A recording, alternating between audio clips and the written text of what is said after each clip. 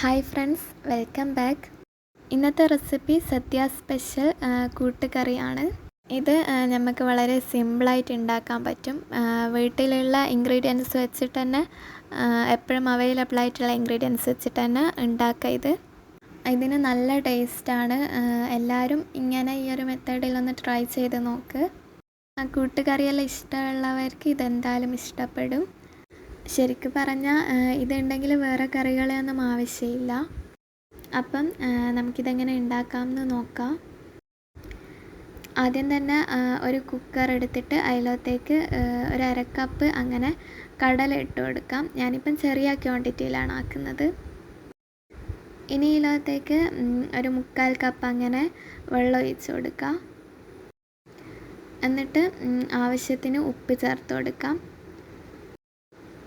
പിന്നെ ഇതാ 1/4 ടീസ്പൂൺ മഞ്ഞൾ, പിന്നെ 1/4 ടീസ്പൂണിലും കുറച്ച് കൂടുതൽ മുളക് പൊടി ചേർക്കണം.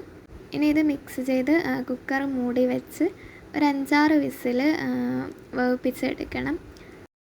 ഇത് ഓരോ കുക്കറിനനുസരിച്ചിട്ട് വ്യത്യാസം വരും. ഞാനെന്തായാലും ഒരു 5-6 വിസിൽ വേവിപ്പിക്കുന്നുണ്ട്.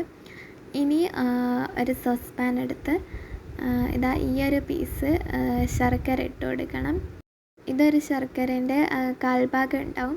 ഇനി അതിലത്തേക്ക് ഒരു അരക്കപ്പ് വെള്ളം ഒഴിച്ച് കൊടുക്കുക. എന്നിട്ട് ഇത് നന്നായിട്ട് മെൽറ്റ് ചെയ്തെടുക്കണം. വെള്ളം ഒഴിച്ച് കൊടുത്തിട്ടില്ലെങ്കിൽ മെൽറ്റ് ചെയ്യുമ്പോൾ കുറച്ച് തിക്കായി പോകും. അപ്പം ഇതുപോലെ വെള്ളം ഒഴിച്ച് മെൽറ്റ് ചെയ്തെടുക്കാം. ഇനി ഇതിലത്തേക്ക് വേണ്ട വെജിറ്റബിൾസ് ഏതെല്ലാം എന്ന് നോക്കാം. ഞാനിവിടെ വീട്ടിലെപ്പോഴും അവൈലബിൾ ആയിട്ടുള്ള കുറച്ച് വെജിറ്റബിൾസാണ് എടുത്തത്. ഒരു വലിയ പൊട്ടറ്റോ, പിന്നെ ഒരു ചെറിയ ക്യാരറ്റ്, പിന്നെ ഇതിലത്തെ മെയിനായിട്ട് ഉള്ള ഇൻഗ്രീഡിയൻ്റ് ആണ് പച്ചക്കായ, ഏത്തക്ക എന്നാണ് തോന്നുന്നു പറയുന്നത്. എൻ്റെ അടുത്ത് ചെറിയ പച്ചക്കായ ഉണ്ടായിരുന്നു, അപ്പം ഞാനത് എടുത്ത്. അതില്ലെങ്കിലും ഉണ്ടാക്കാം, പക്ഷേ അതൊരു മെയിൻ ഇൻഗ്രീഡിയൻ്റ് ആണ്. ഇങ്ങളടുക്ക ഏത്തക്കയും ചേനയും ഉണ്ടെങ്കിൽ അത് മാത്രം ഇട്ട് കൊടുത്താൽ മതി. ഞാനിപ്പം എൻ്റെ അടുത്ത് അവൈലബിൾ ആയിട്ടുള്ള ഇൻഗ്രീഡിയൻസ് ആണ് ഇട്ട് കൊടുക്കുന്നത്. ഇനി ഇതെല്ലാം ഒരു പാനിലേക്ക് ചേർത്ത് കൊടുക്കാം. പിന്നെ ഇതിലത്തേക്ക് ചേർക്കേണ്ടത് ഇതുപോലെ 1 കപ്പ് വെള്ളം ആണ്. എന്നിട്ട് ആവശ്യത്തിന് ഉപ്പും കൂടി ചേർത്ത് കൊടുക്കണം. പിന്നെ നേരത്തെ ചേർത്ത പോലെ തന്നെ 1/4 ടീസ്പൂൺ മഞ്ഞൾപ്പൊടി, 1/4 ടീസ്പൂണിലും കുറച്ച് മേലെ മുളക് പൊടി ചേർത്ത് ഒന്ന് മിക്സ് ചെയ്തെടുക്കാം. പിന്നെ ഇതുപോലെ ഫ്ലെയിം ഓൺ ആക്കുക. എന്നിട്ട് ഇതെല്ലാം ഒന്ന് ചൂടാക്കി എടുക്കണം. പച്ചക്കറിയെല്ലാം ഒന്ന് വെന്ത് കിട്ടണം. അതുവരെ ചൂടാക്കി ബോയിൽ ചെയ്തെടുക്കാം. പിന്നെ നന്നായിട്ട് വെന്ത് ഉടഞ്ഞൊന്നും പോവണ്ട, ഒന്ന് ഏകദേശം വെന്ത് കിട്ടിയാൽ മതി. അപ്പോൾ ഇത് ബോയിലാവുന്നുണ്ട്. ഈ ടൈമിലേക്ക് ഇതിലത്തേക്ക് വേണ്ട അരപ്പ് റെഡിയാക്കാം.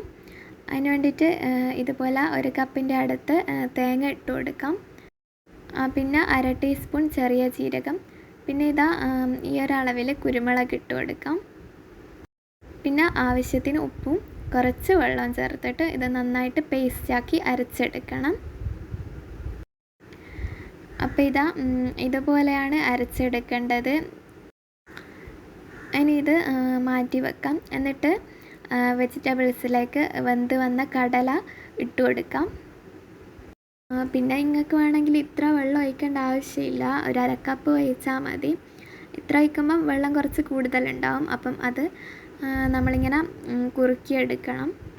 ഇനി ഇതിലത്തേക്ക് നേരത്തെ അരച്ച് വെച്ച അരപ്പ് ഒഴിച്ച് കൊടുക്കാം. ഞാൻ പിന്നെ കുറച്ച് മിക്സിയിലത്തേക്ക് വെള്ളം കൂടി ആക്കിയിട്ട് ഫുൾ ഒഴിച്ച് കൊടുക്കുന്നുണ്ട്. ഈ ടൈമിലേക്ക് കുറച്ച് വെള്ളം കൂടുതലുണ്ടാവും.